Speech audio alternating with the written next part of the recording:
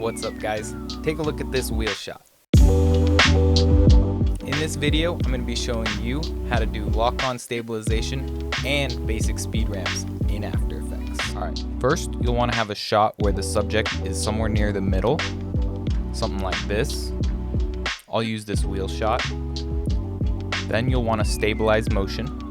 Make sure you select the high contrast area, that way it's easy to track. Hit the play button, let that track through.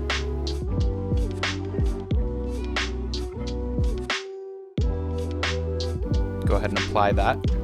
Hit OK.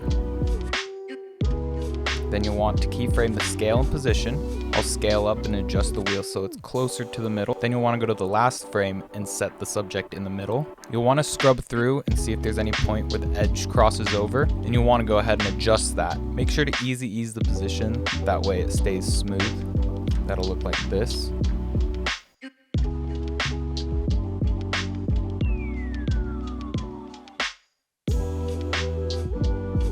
Go ahead and pre-compose that. And then you'll want to enable time remapping. Then you'll want to go to the point where you want the video to slow down and set 2 keyframes. One for where you want it to start, one for where you want it to end. Drag those a little bit after the first keyframe. The distance you put here will dictate how fast your speed ramp is. I usually try to set it for about half a second, and then you want to grab the last keyframe and do the same thing. So that'll look like this. Then I'll go ahead and shorten the composition, that way it matches the length of the video. And then you'll want to go to the graph editor so you can make your speed ramps. So go ahead and grab that and drag it down. That'll create your speed ramp, and you can drag it over to make it a sharper speed ramp. You can play around with this to get what you think looks the best. I'll go ahead and do that to the end keyframes as well. That'll look like this.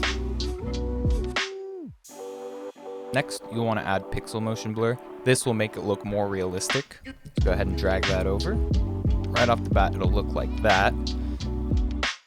You can play around with the settings of the pixel motion blur to get it to match the direction that you're moving. Now you'll just want to go ahead and color grade. I usually do my color grading in Premiere, but you can do it in After Effects as well. And that's it. It should look like this. Hope this helped you. If it did, make sure you leave a like and subscribe.